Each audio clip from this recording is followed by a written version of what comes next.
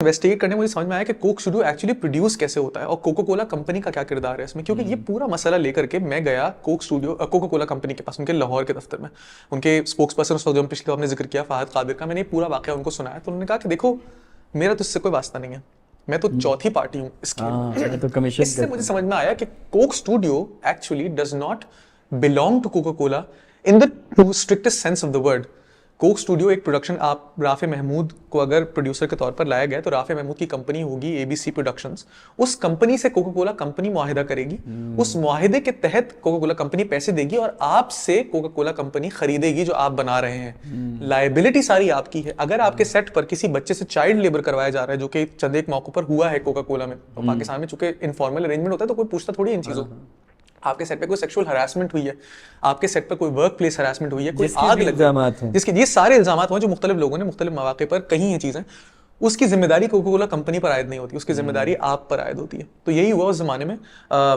अब अरेंजमेंट क्या था कि एक साहब हैं, उन्होंने वो वेयर हाउसेज गवर्नमेंट से रेंट पे लिए हुए हैं बहुत कम पैसों में, उन्होंने आगे रेंट पर दे दिए मेन स्टेज प्रोडक्शंस को, जो बिलाल भाई और बिलाल मकसूद और फैसल कपाडिया की प्रोडक्शन कंपनी थी जो कोक स्टूडियो प्रोड्यूस कर रही थी। मेन स्टेज ने उनसे किराए पर ले लिया और बगैर पेपर वर्क के, तब तक पेपर वर्क भी नहीं हुआ था। ये ग्रे ऑडियो करके, ग्रे स्टूडियो करके कंपनी थी जिसके ओनर ने उनको दिया था। चूंकि पिछले साल से अरेंजमेंट था, कोई कागज वगैरह हुआ नहीं, ये हो गया। और तकरीबन 3.5 मिलियन के करीब कुछ रेंट बनता था, 2.25 लाख रुपए ऐसा रेंट बनता था। और जब सब जल गया तो बाद में पता चला कि नुकसान जो है वो 20 मिलियन तक का हो गया, और वो जो उसने दिया था किराए पे उसका अपना नुकसान हो गया, गवर्नमेंट ने उसको पकड़ लिया और दीगर वेयर हाउसेज भी जल गए। अब जिम्मेदारी कोक स्टूडियो पर आयद होती थी, लेकिन उस जमाने में फिर मुझे उस स्टूडियो वाले से मैंने बात की तो उसने कहा ये पैसे नहीं मिल रहे हैं किसी तरीके से भी इनसे।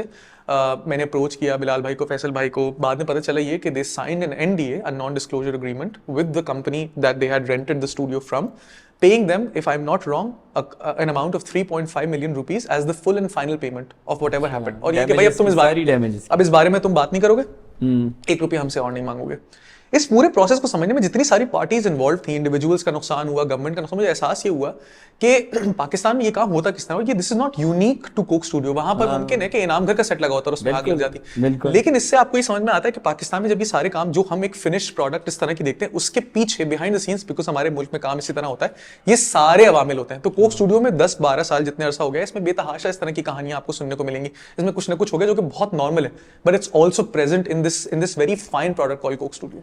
बिल्कुल। और देखें, इंटरेस्टिंग चीज़ ये है कि इससे पहले जब ये स्टूडियो 146 में होता था, जो ग़ालिबन असदुल्लाह प्रिंट आउट करते थे, कोक स्टूडियो का मेरा उस फ्लोर पे जाना हुआ। I think I attended 2 recordings, चरखा नौलखा, कयास उस वक्त और आतिफ असलम एंड बिलाल खान नाम है, नहीं आई थिंक बिलाल खान ही है ना, लड़ो मुझे, जो उनका गाना सही है, जो बाद में पीटीआई का बड़ा एक एंथम सा बन गया। तो वो मुझे याद है कि उधर भी बड़ा एक स्ट्रिक्ट डिसिप्लिन फॉलो हो रहा होता था, और बड़ी दिलचस्प चीज़, अलग अलग फ्लो, मतलब होता एक बड़ा फ्लोर था जिसपे सेट लगा हुआ था, लेकिन एक जगह पे रुहेल अपने हेडफोन लगा के बैठे होते थे, फिर एक जगह पे एक लैंग्वेज एक्सपर्ट, जो अगर क्योंकि चरखा नौलखा में सराइकी और पंजाबी थी, तो वहाँ एक लड़का ऐसे हेडफोन लेके बैठा हुआ था और उसने बीच में गाना रुकवाया कि जी आप इस चीज़ को ऐसे नहीं ऐसे करें। तो वहाँ भी जो है, मतलब ऑब्वियसली उस वक्त कोक स्टूडियो इतना ग्रैंड नहीं हुआ था जो स्ट्रिंग्स के बाद हो गया, क्योंकि I think 146 was very much the place where Coke Studio happened for the first 4-5 season, if I am not wrong. और वो एक मतलब ये होता था कि सुबह सुबह वहीं ये लोग आतिफ असलम वगैरह क्रिकेट खेल रहे होते थे, वहीं सबके फ़ोन्स ले लिए जाते थे। तो वो एक इट्स ए वेरी, फोन्स लिए जाने की तो एक वजह और भी थी ना, जो ज़ुहैब काजी फोन्स जमा किया करते थे, वो भी आप बता दीजिए प्लीज, अगर आपको याद आए। नहीं, मुझे इतना याद है कि ये सारे फोन्स ले लिए जाते थे इनसे। मतलब रुहेल के वक्त तो एटलीस्ट ये था कि सुबह सुबह, मतलब जब भी ये लोग शूट पर, सारे अपने फ़ोन दे देते थे और कोई राब्ता नहीं, और जब जैम शैम होके निकलता था तो सब इनको अपने फ़ोन्स मिलते थे। तो स्ट्रिंग्स के कोक स्टूडियो, ऑब्वियसली हमें तो पहले पता चल गया था, हमने खबर भी चलाई थी कि strings are taking over Coke Studio, क्योंकि वो लोगों से रेंटल पता कर रहे थे। बहुत छोटी सी इंडस्ट्री है, पता चल जाती है चीज़ें। लेकिन एक और तरीके से ऐसे पता चला कि पहले दिन ऑफ शूट पे पहली तस्वीर सामने आ गई। तो क्योंकि रोहेल की बड़ी बात ये थी, बड़ी बात कहीं है क्या, वो बड़ा सीक्रेसी में चीज़ें करते थे। तो मुझे थोड़ा सा ये लगता है कि मुमकिन है उनके भी टेन्योर में कोई ना कोई ऐसे हादसात हुए हों। बिल्कुल। और किस तरह उन्होंने उस पूरी चीज को डील किया, that's a different thing all together. मुझे वो ज़ोहेब काजी वाली बात नहीं है, क्या नहीं था वो एक ज़माने में शायद वो ये था कि वो सहाफ़ियों से बात नहीं होगी, हम बहुत क्यूरेट करके खबरें बाहर जाएंगी तो कुछ लीक ना हो उसके लिए भी फोन्स जमा किए जाते हैं। वो Zoheb was responsible for that, उन्होंने मुझे बताया था। He was responsible for that. तो अब हुआ उसके अंदर पूरी चीज, अगर आप फ्लोर का भी कोका कोला का लोग देखें, उसके बाद ऑब्वियसली एक मुसलसल एक सेट टीम होती है, एक आर्ट डायरेक्शन, अब तो खैर बहुत इलेबरेट हो गया क्योंकि अब आप बाकायदा सेट्स लगा रहे हैं।